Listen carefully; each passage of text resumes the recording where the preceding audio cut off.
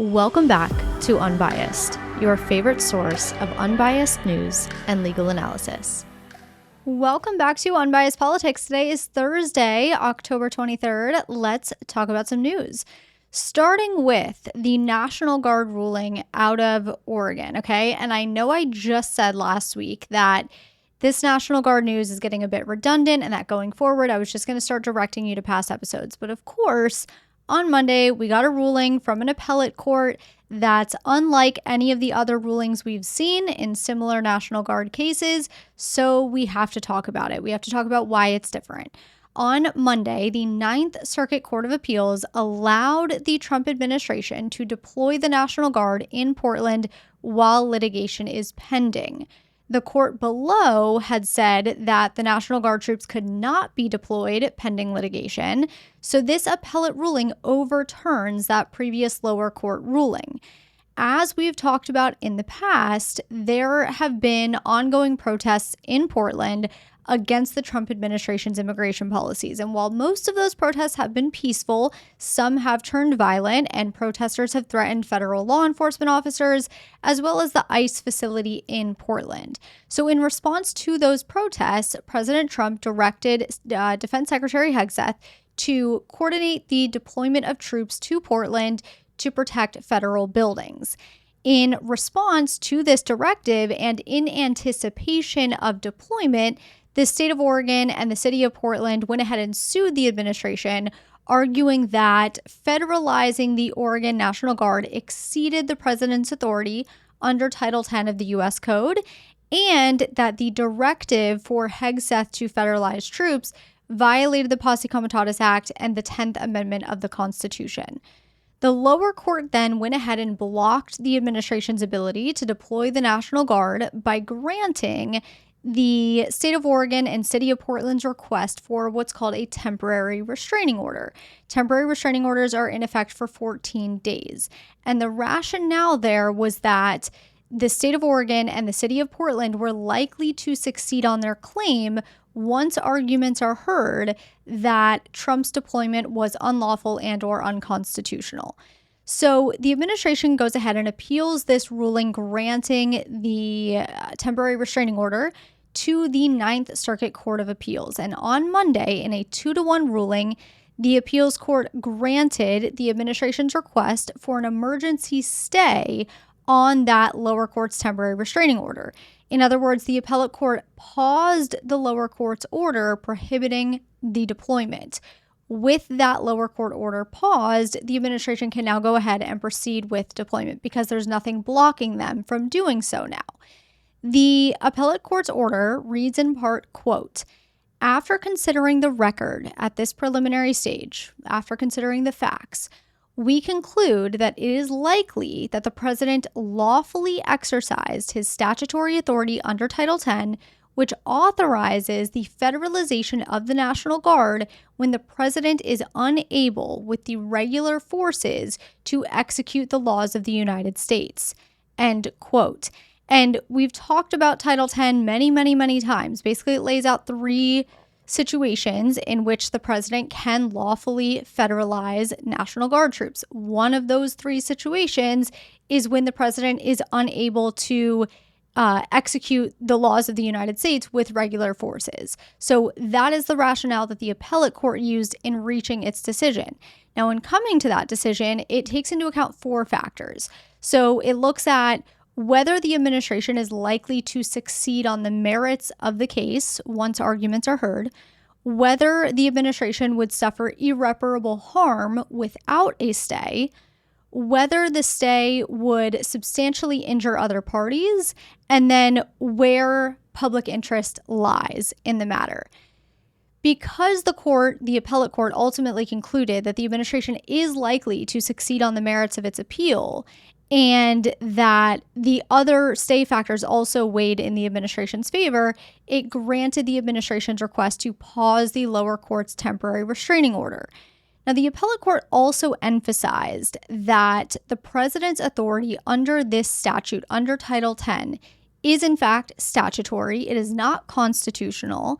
And therefore, courts have to apply a deferential standard when it's reviewing these kinds of executive actions. In other words, because the president's authority to deploy the National Guard exists under a federal statute, courts generally give the president the benefit of the doubt when he makes a factual determination like this, whether it's a factual determination that he's unable to execute the laws of the United States with regular forces, whether it's a factual determination that there's danger of insurrection, whatever that factual determination is that authorizes him to federalize troops under Title X, the president gets deferential treatment. So the Ninth Circuit identified three main errors in the lower court's reasoning. So first, the Ninth Circuit noted that while the district court had acknowledged the deferential standard that is owed to the president, it failed to apply that deferential standard correctly. The appellate panel wrote that the lower court, quote, substituted its own assessment of the facts for the president's, end quote, and that the lower court improperly limited its review of the facts to a narrow time frame instead of considering the months of unrest leading up to the deployment of troops. The appellate court further noted that Title X does not impose any time restriction and only requires the president to determine that regular forces are insufficient to execute federal laws. The appellate court also criticized the lower court for relying too heavily on the president's social media statements.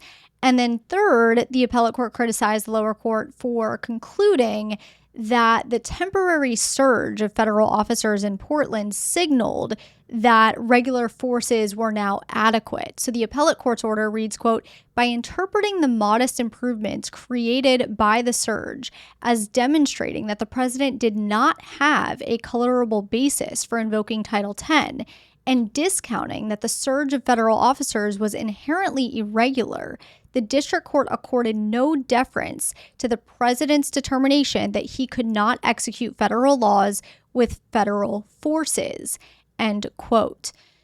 Now, from here, there are a couple of things that can happen. So first, Portland and Oregon can appeal this ruling to the Supreme Court and try to get the appellate court ruling overturned and, have the lower court order put back in place.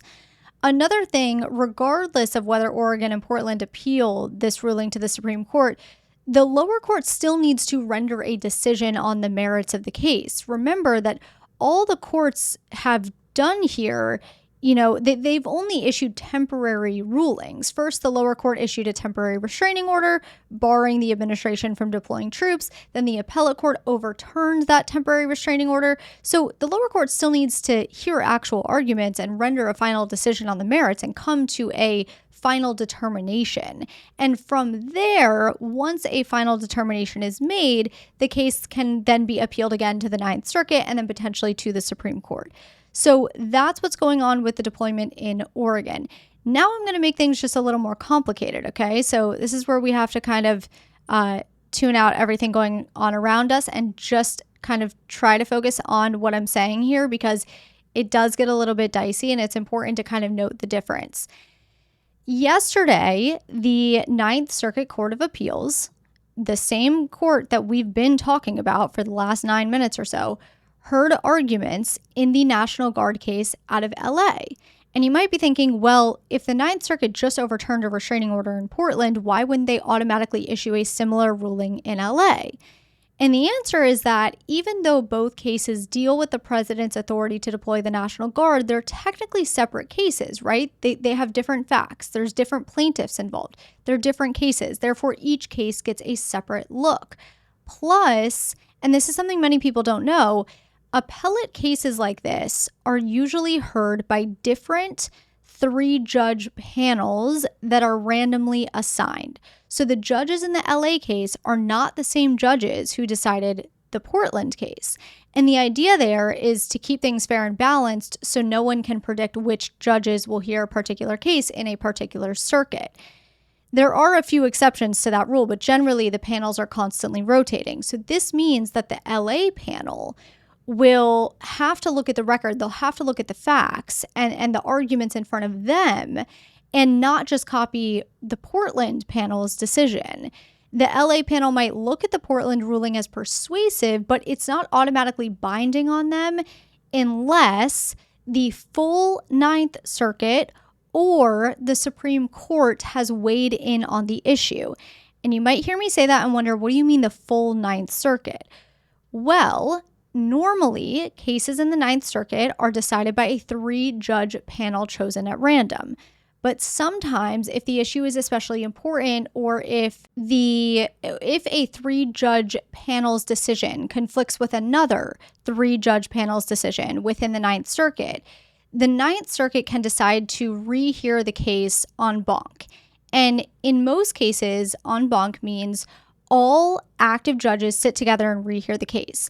But because the Ninth Circuit is so big, there's nearly 30 active judges on the Ninth Circuit, it uses a limited en banc panel, which consists of 11 judges. So when I said the only way a ruling becomes binding on all Ninth Circuit 3-judge panels is if the full Ninth Circuit or the Supreme Court has weighed in, I meant that the only way a ruling becomes binding on all 3-judge panels within the Ninth Circuit is if either the entire en banc panel has weighed in on the issue, or if the Supreme Court weighs in on the issue, because the Supreme Court is obviously the highest court in the land.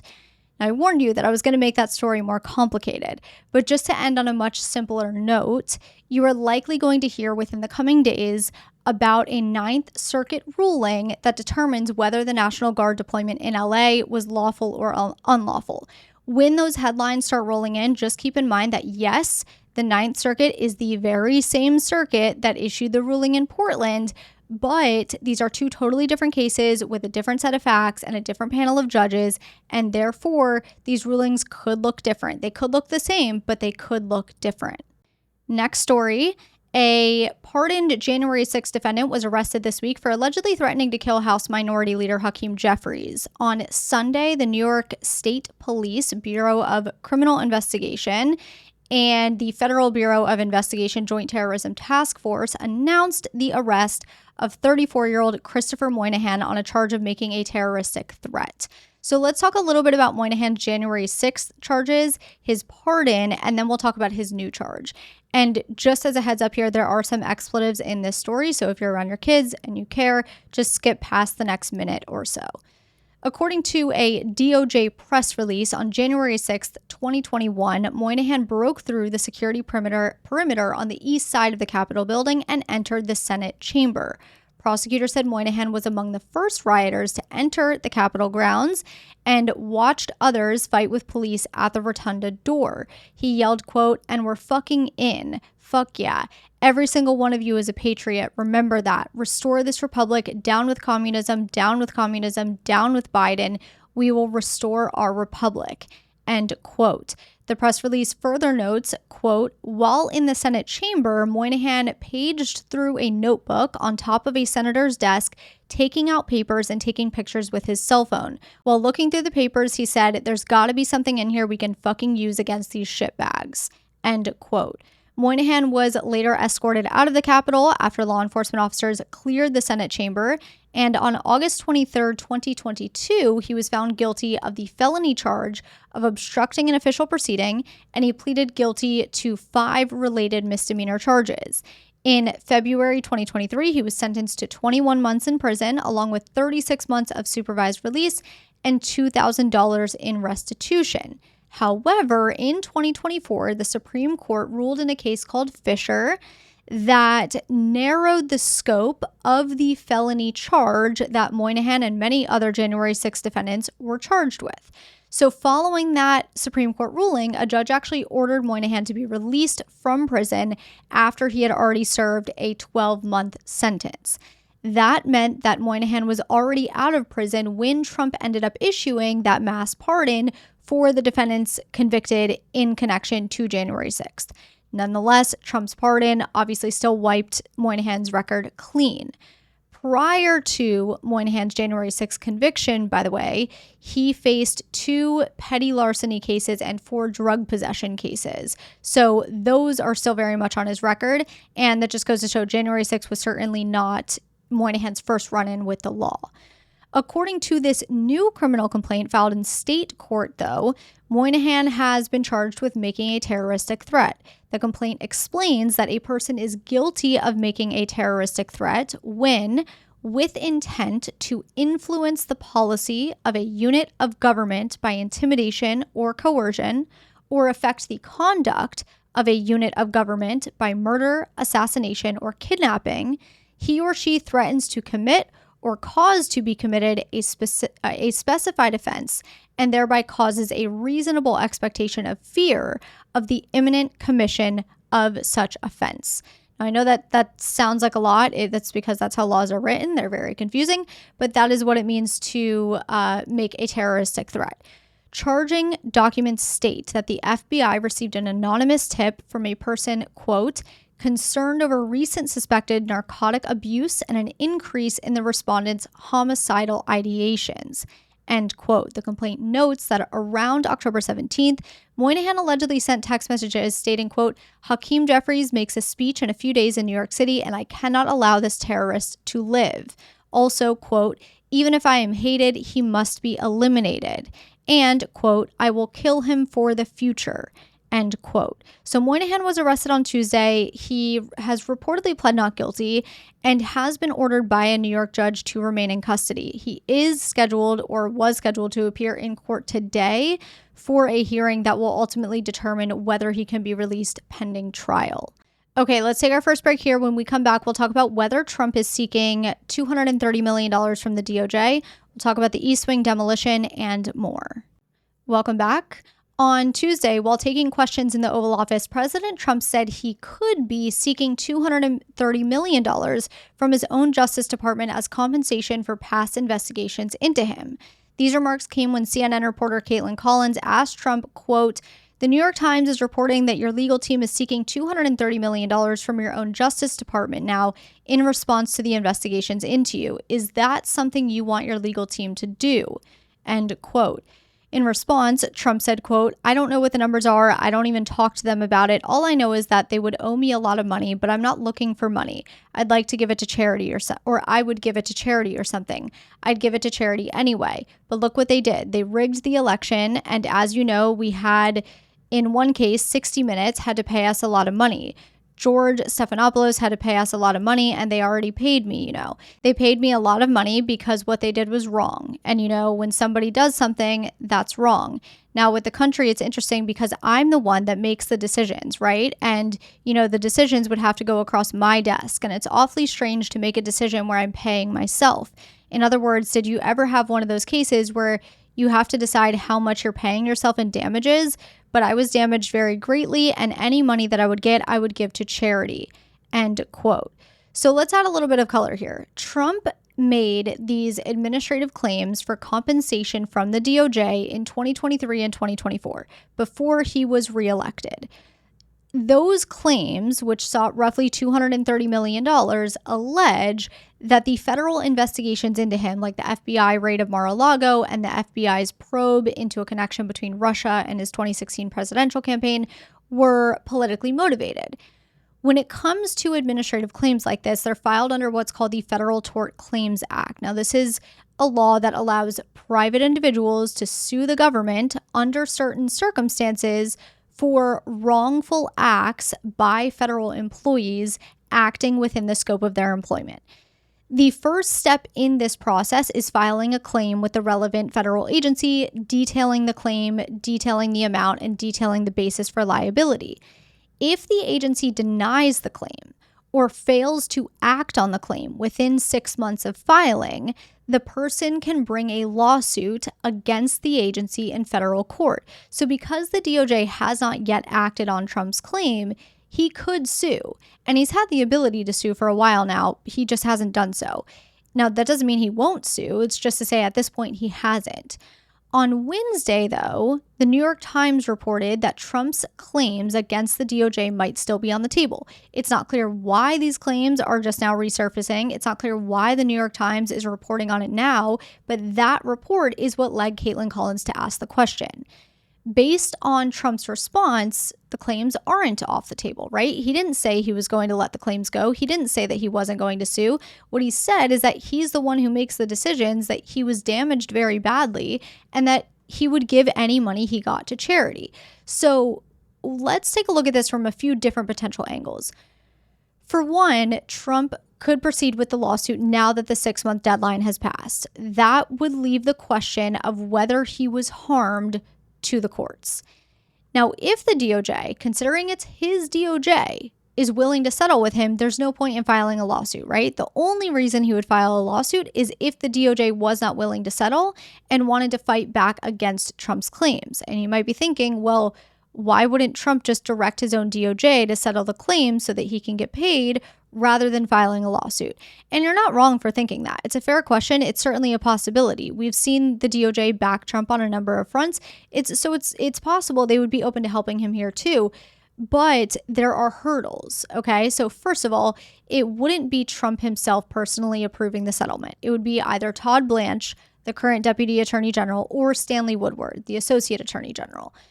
Moreover, even though it's, quote unquote, Trump's DOJ lawyers still have professional ethics rules to follow.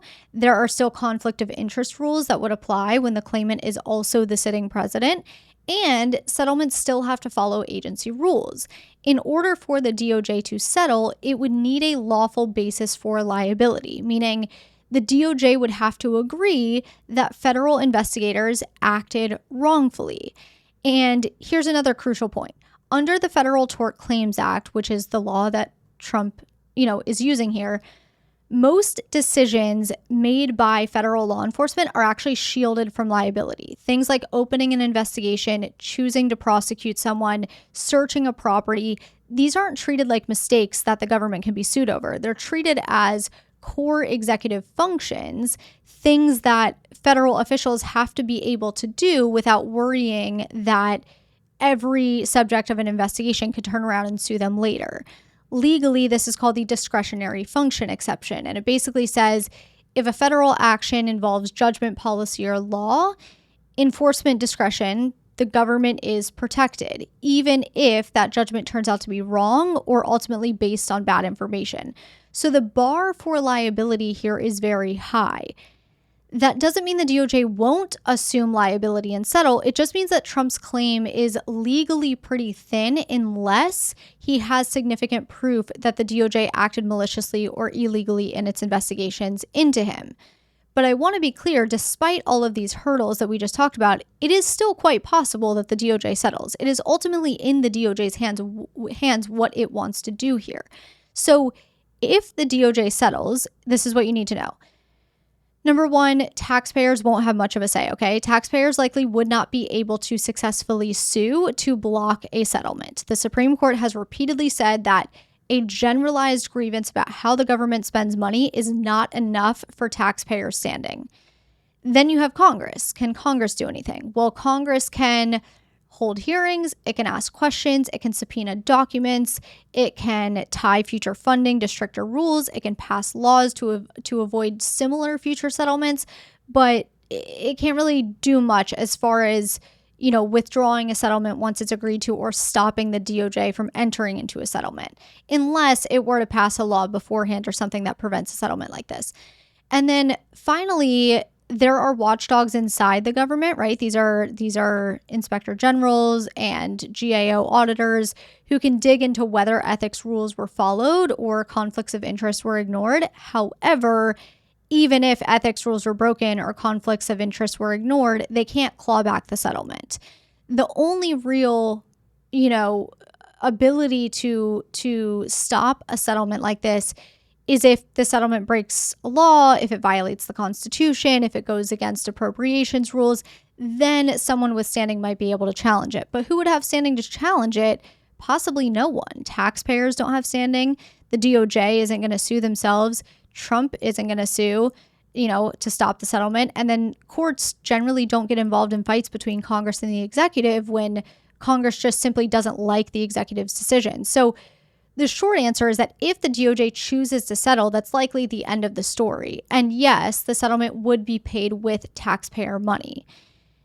if you're wondering why everything is if this and if that, it's because the situation is very much unprecedented, right? We don't have the answers here. We've never had a president file an FTCA claim against a federal agency and claim hundreds of millions of dollars, and then also go on to win re-election and assume office again while his claims are still pending. So as much as I wish I could sit here and give you concrete answers as to what happens next, we just don't have those. Okay, moving on to the next story. As of today, according to the Associated Press, the entire East Wing has been demolished. So there are pictures that you can see online. At this point, it's basically just debris removal, but the East Wing has been taken down. This news follows updated remarks from the president yesterday, in which he said that most of the East Wing would be torn down to pave the way for the new ballroom.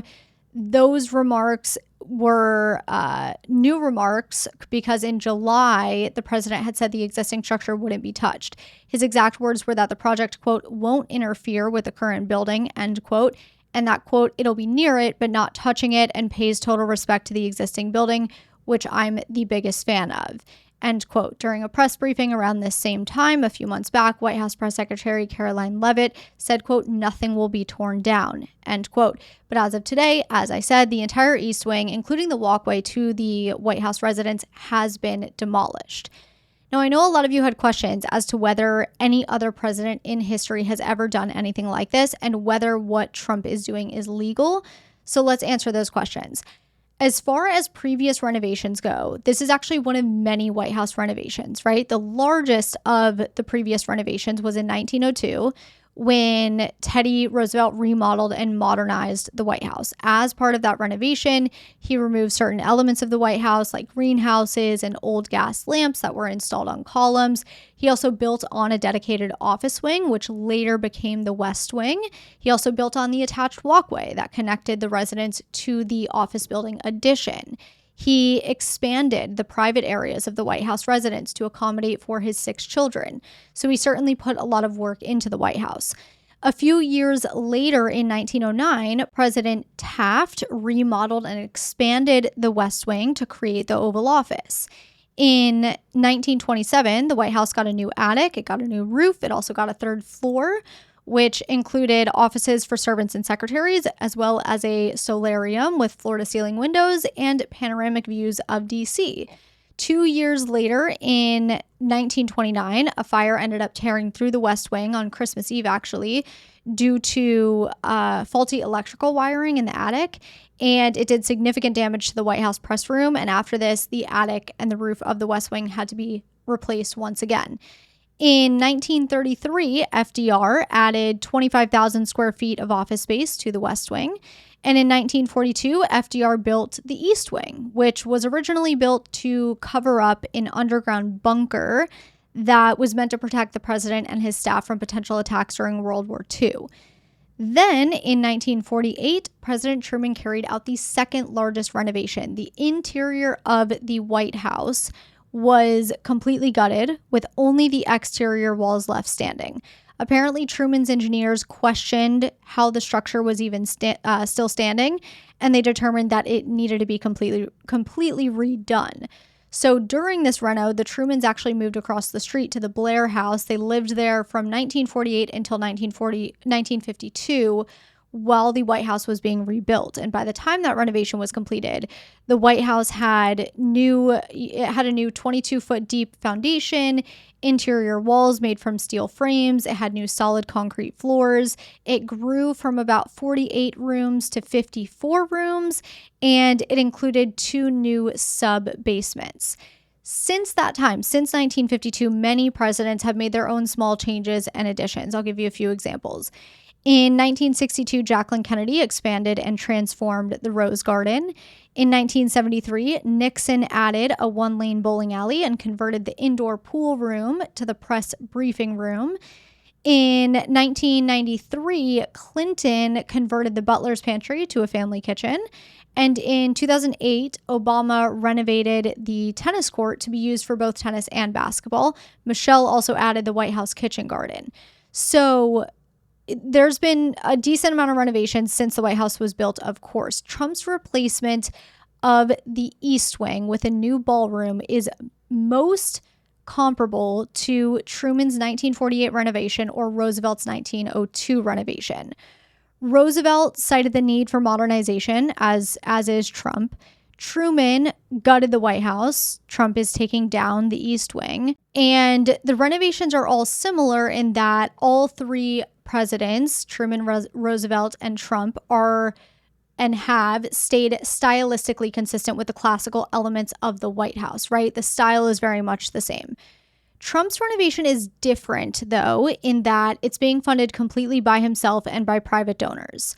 Earlier renovations to the White House were all government funded. The scale of the ballroom is also very large, so past renovations, while also pretty significant, were somewhat more functional. And then finally, earlier structural renovations were necessitated by structural issues or changes in government function, rather than being primarily driven by a desire for event hosting, which is the purpose of this new ballroom. So Trump's renovation is similar to past renovations. It's also different, okay? I mean, as with anything, you're going to be able to find similarities. You're going to be able to point out differences. Let's talk, though, about the legalities of all of this. We know that the White House announced that it would seek approval from the NCPC after the demolition was already underway. However, the NCPC says that it has limited jurisdiction over the White House and its non-vertical construction plans, which is why it hasn't really been involved up until this point, meaning the NCPC doesn't, according to the chair, doesn't have jurisdiction over demolition and taking buildings down, but it does have jurisdiction over buildings that are going up. Outside of, and presumably that means that even if the administration didn't need to consult the NCPC or get approval for demolition, it would need to get approval for the building of the new ballroom. Outside of the NCPC, the National Historical Preservation Act of 1966 requires all federal agencies to consider the effects of their construction projects on the existing historical structures. However, according to the NCPC, the White House is exempt from these requirements because it's a federal workplace, a historic landmark, and the private residence of the president. Because it serves three different purposes, different laws are going to apply in different ways, and there's no law that explicitly says who has final authority when major structural changes to the White House are proposed. So historic preservation experts argue that, the White House is a protected landmark, national landmark, and therefore major demolition or additions should require outside review under the National Historic Preservation Act and from the Commission of Fine Arts and the National Capital Planning Commission, the NCPC. Defenders of the president's authority, though, argue that the White House is the president's house. It's where he lives. And it's also, a central workplace. And therefore, the president has inherent constitutional authority over its functioning and security, which can override outside approvals. So it's not necessarily this cut and dry issue. We don't have a definitive answer one way or the other. And by the way, the only two renovations that we can really compare this to, the Truman renovation and the Roosevelt renovation, those were both undertaken before these modern preservation laws and outside commissions existed. So there is no precedent to tell us. Truman's renovation did have congressional authorization, but it's unclear whether Trump also would get or need to get congressional authorization, because the administration is saying this is something that's going to be privately funded and not funded by the government. Now, that's not to say Congress loses all oversight if something is privately funded. It just means that the situation is a bit different than when Truman renovated and obtained congressional authorization. At the end of the day, the debate around approvals and legalities and all of that, it centers around the uniqueness of the White House. It is unlike any other building in the United States in that, yes, it is a historic federal property, but it's also the president's home. It is the president's residence. It is the center of the executive branch. So preservation advocates say you need external review, but the executive says, no, actually, the president decides what to do with his house. And nobody has ever really tested where that line is, which is why everything here feels like a gray area, because it is a gray area. That's just the reality of the situation. Let's take our second and final break here. When we come back, we'll talk about California's Prop 50. We'll do quick hitters, rumor has it, and we'll finish with critical thinking. Welcome back. I wanted to quickly answer some questions about California's Prop 50, also known as the Election Rigging Response Act. A ton of you have written into me. You have questions about it. I know probably just as many of you actually live in California. So let's just cover the basics real quick. I don't want to spend too much time on this, but I do want to answer some of the most frequently asked questions so that everyone understands what this is. California's Prop 50 is a ballot initiative that'll be on the California ballot this November, but people are already sending in their mail-in ballots. I think there's been just over 3 million mail-in ballots that have already been received. So what Prop 50 would do is temporarily allow the legislature to enact a new congressional map for the state to potentially add up to 5 Democratic seats in the House of Representatives. It's meant to counteract actions that are being taken in red states like Texas, Missouri, and North Carolina, which have all redrawn their maps to add anywhere from 1 to 5 Republican seats in the House of Representatives. Democrats are portraying these red state actions as rigging elections, and they're saying that they're rigging these elections to solidify support for Republicans in Congress in 2026, whereas red states say that what they're doing is legal and it's not equivalent to rigging elections. And we've talked about partisan gerrymandering multiple times in the last few months, so I don't want to necessarily go down that rabbit hole today. We're just talking about California's initiative, and in doing so, I'm going to answer 3 of your top questions. So the first question is, why does California need a ballot measure and other states like Texas can just do what they want when they want? This depends on the state. So in most states, congressional maps are drawn by the state legislature. The state legislature draws the maps, it passes the maps via the typical legislative process, and that's that. And typically it's done every 10 years, but there's some states say that maps can only be drawn every 10 years. Other states don't have any rules surrounding it, and the legislature can redraw maps when they want to. Now, naturally, when it's in the legislature's hands, that means that whatever party it has the majority, when it comes time to draw the map, they can draw the district lines in a way that benefits their party. And that's generally legal, by the way. It's called partisan gerrymandering. Some states, though, use independent commissions to draw the map rather than the state legislature. The independent commission is meant to ensure little political interference, though it doesn't always work out that way. California is one of those states that has an independent commission. So California's legislature does not draw the map. It is the independent commission. It's been that way since 2010 when voters passed Prop 20 and took congressional redistricting power away from lawmakers and gave it to the independent commission.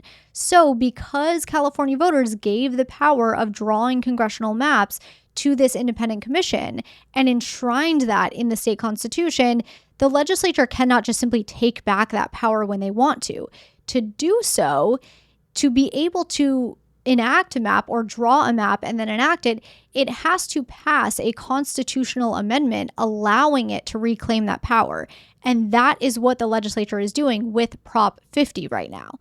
Meanwhile, in Texas, the legislature already has the power to draw maps. It never gave that power up. So that's why the Texas legislature can proceed with new maps without consulting voters, yet California has to put it on the ballot. The second question is, what exactly would voters be voting for if they voted yes? And what would it mean for voters to vote no?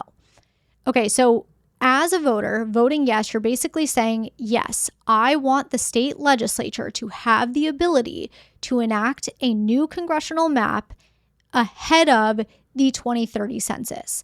A vote yes would say that you support suspending the current map, which was drawn by the independent commission, and that you approve of this new map that the state legislature has drawn that will be used for the upcoming 2026, 2028, and 2030 elections.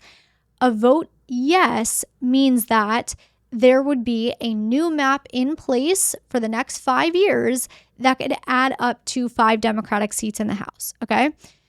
A vote no says that you want the independent commission to keep doing its job and that you are okay waiting until after the 2030 census for a new map. A vote no basically says, I don't want the legislature drawing a new map. I don't want this new proposed map taking effect. I'm fine keeping the map that's in place now and waiting for the commission to draw a new map once the 2030 census is conducted. Keep in mind that the proposed map from the legislature is already drawn. You can find it online. I also have it linked in the sources section of this episode. The proposed map that would take effect if the ballot measure passes, it doesn't add any new districts, but instead it redraws existing district lines in a way that could potentially take 5 seats from Republicans in the House of Representatives and give them to Democrats. So put simply, okay, a yes vote means the state would use new legislatively drawn congressional district maps starting in 2026. California's new maps would be used until the independent commission draws new maps following the 2030 census. A no vote means current congressional district maps drawn by the independent commission would continue to be used in California until the commission draws new maps following the 2030 census. The third and final question is, will Prop 50, if passed, impose a permanent change? No. If Prop 50 is passed, it gives the legislature the power to draw new maps up until the 2030 census. Once the census is conducted, the power goes back to the independent commission. Now, if Prop 50 doesn't pass, the map California currently has will remain in effect until the independent commission draws a new map after 2030. So I hope that cleared up any confusion, and please note that I do have additional resources for you in the sources section of this episode if you want to do a bit more research. The sources can always be found by going to the show notes of each episode and clicking the link that says sources for this episode can be found here. Now for some quick hitters. The Trump administration has agreed to a court-supervised plan that will speed up debt cancellation under income-driven repayment programs and protect borrowers from unexpected tax bills next year. According to the filing, the administration must cancel student debt for all eligible borrowers enrolled in income-driven repayment, income-contingent repayment, pay-as-you-earn, and public service loan forgiveness programs. Borrowers who make payments after becoming eligible for cancellation will be reimbursed, and the administration must also file 6 monthly progress reports with the court to show the pace of application processing and loan discharges. This forgiveness will impact an estimated 2.5 million borrowers who are enrolled in certain federal repayment plans that offer lower monthly payments based on a borrower's earnings. Federal prosecutors announced that more than 30 people were indicted in 2 separate illegal gambling-related cases.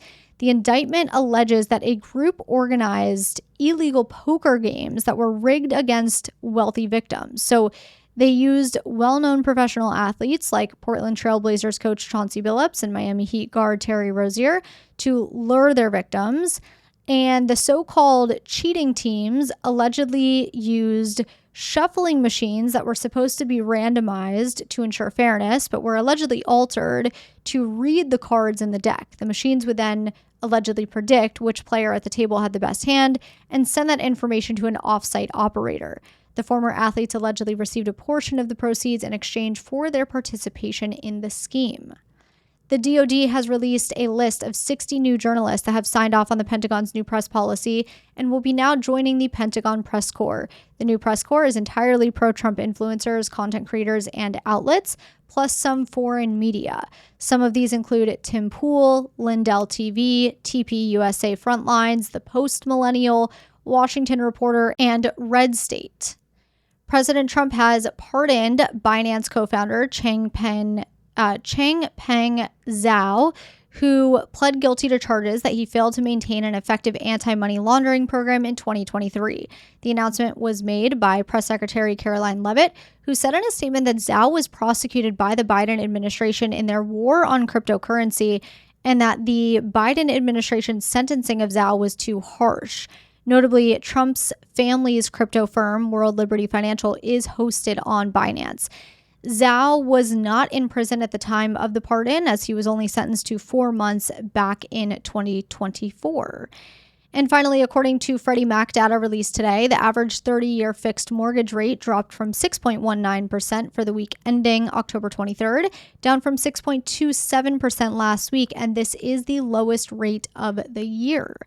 For more quick hitters, make sure you're subscribed to my free newsletter. It goes out every Tuesday and Friday morning. Just find the sign up link in the show notes, enter your email address, and you are in. And now it's time for Rumor Has It, my weekly segment where I address rumors submitted by all of you and either confirm them, dispel them, and or add context. And today we have just one. Rumor has it that New York City mayoral candidate Zohran Mamdani posted a photo with a 9/11 co-conspirator. This rumor is false. Let's add some context. Mamdani recently posted a picture to his X account that shows him posing with a city council member and another man named Imam Siraj Wahaj.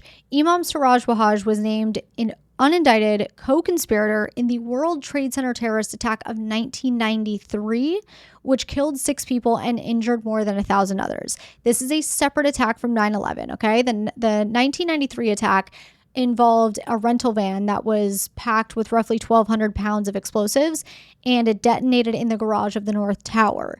The attack was claimed by a group with ties to Palestinian militants who cited motivations related to U.S. foreign policy.